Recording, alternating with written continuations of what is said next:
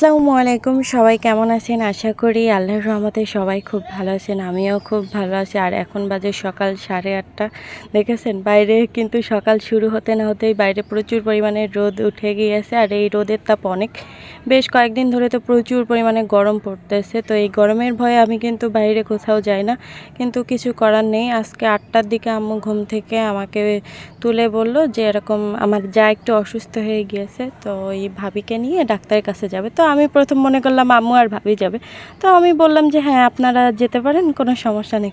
পরে বলল যে না, তোমাকেও যেতে হবে।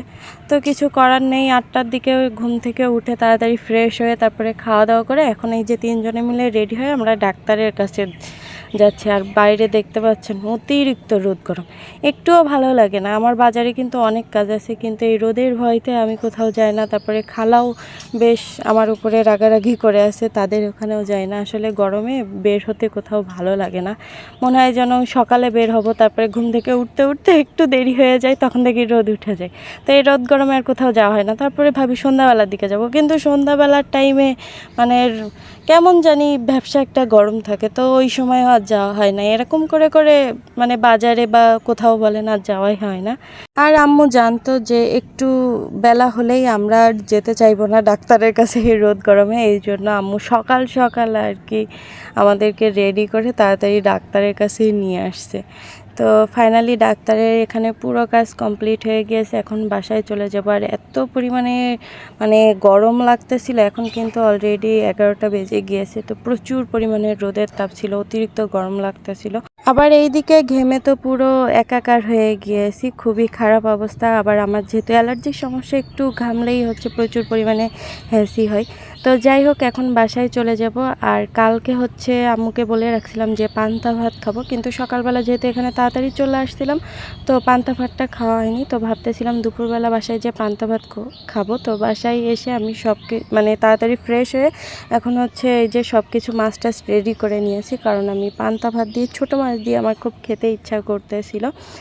তো এখানে আমি এখন মাছগুলোকে সুন্দরভাবে ভেজে নিব। আম্মু বলতেছিল যে আলু ভর্তা তো দিয়ে আছে, আলু ভর্তা দিয়ে তো পান্তা ভাত খেতে পারো এত কষ্ট না করে, এমনিতে এই রোদ গরমের ভিতরে আমরা বাইরের থেকে আসছি। কিন্তু আমার কেন তা জানি না, আমার হচ্ছে ছোট মাছ দিয়ে খেতে ইচ্ছা করতেছিল, আমার এই রোদ গরমের ভিতরে আলু ভর্তা খেতে ইচ্ছা করতেছিল না। তো যাই হোক, এখন আমি মানে রান্নাবান্না আর কি শুরু করে দিয়েছি।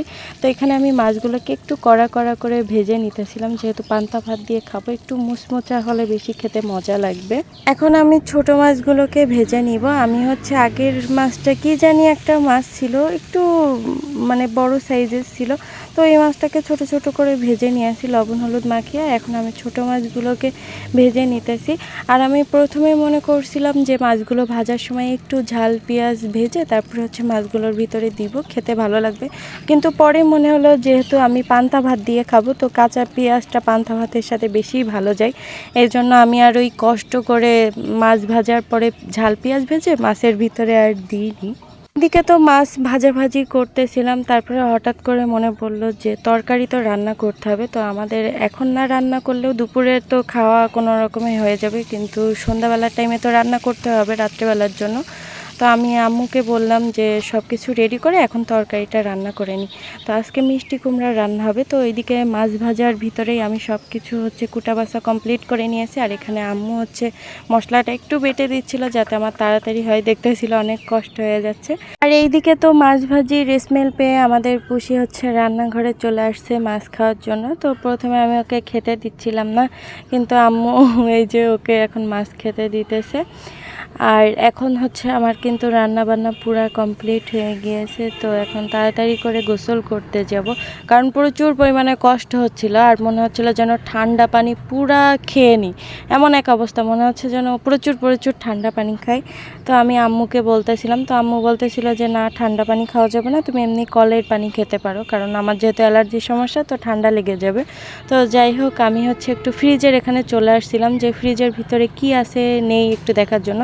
তো দেখলাম যে ছোট্ট এক টুকরো তরমুজ আছে, তো ওই তরমুজটা খেয়েছি। আর তরমুজটা খেয়ে এত যে শান্তি লাগতেছিল। তো তারপরে একটু ঠান্ডা হয়ে আমি গোসল করে আসছি। আর গোসল করে এসে এখন এই যে অবশেষে হচ্ছে অনেক অপেক্ষার পরে হচ্ছে আমি পান্তা ভাত খাবো। এই যে দেখেন এখানে পান্তা ভাতের ভিতরে কিন্তু আলু দিয়ে আছে, কিন্তু আমার এখন এই আলু ভর্তা খেতে ইচ্ছা করতেছে না। তো এখন আমি ভাতটা সুন্দর করে প্লেটে বেড়ে নিয়ে আসি। আর অনেকে হচ্ছে পান্তা ভাতের ওই পানিটা পছন্দ করে, কিন্তু আমি পান্তা ভাতের পানিটা পছন্দ করি না, আমার ছোটোবেলা থেকে পছন্দ না, কেন তা জানি না। তো এখানে আমি একটু লবণ নিয়ে তো পুরো ভাতটা আগে ভালো সুন্দর করে মাখিয়ে নিয়েছি। তারপরে এখানে আমি একটু পেঁয়াজ নিয়ে নিব। আমার কাঁচা পেঁয়াজ খেতে বেশি পছন্দ হয়, এই জন্য আমি একটু বেশি পরিমাণের পেঁয়াজ নিয়েছি। তো তারপরে এখানে আমি ভাজা মাছ নিয়ে নিচ্ছি। আপনারা চাইলে কিন্তু কাঁচা ঝাল বা শুকনা মরিচ নিতে পারেন, কিন্তু ঝাল আমার অতটা পছন্দ না। আর এই রোদ গরমের ভিতরে তো খাওয়াই যায় না, অসম্ভব, মনে যেন মুখ জ্বলে যায় এমন এক অবস্থা।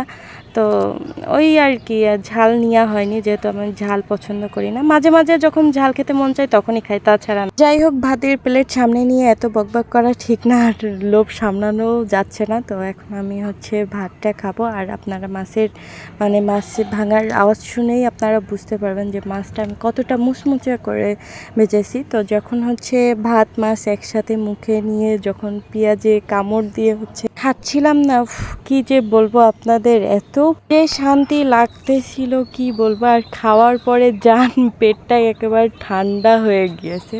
এক কথায় খেয়ে খুবই মজার পেয়েছি। এই রোদ গরমের ভিতরে গরম ভাত খেলে তো প্রচুর গরম লাগে, কিন্তু এই পান্তা ভাতটা খেয়ে আজকে প্রচুর ভালো লাগছে। এবার থেকে ভাবতেছি আমি হচ্ছে দুপুরবেলা পান্তা ভাত দিয়ে ইউনিক আইটেম আর কি খাবো। তো আপনাদের সাথেও সেগুলো অবশ্যই ভিডিও করে শেয়ার করব। তারপরে আমি হচ্ছে একটা মিষ্টি খেয়েছিলাম খাওয়া দাওয়া শেষ করে। তো আজ এই পর্যন্তই, সবাই ভালো থাকবেন, আল্লাহ হাফেজ।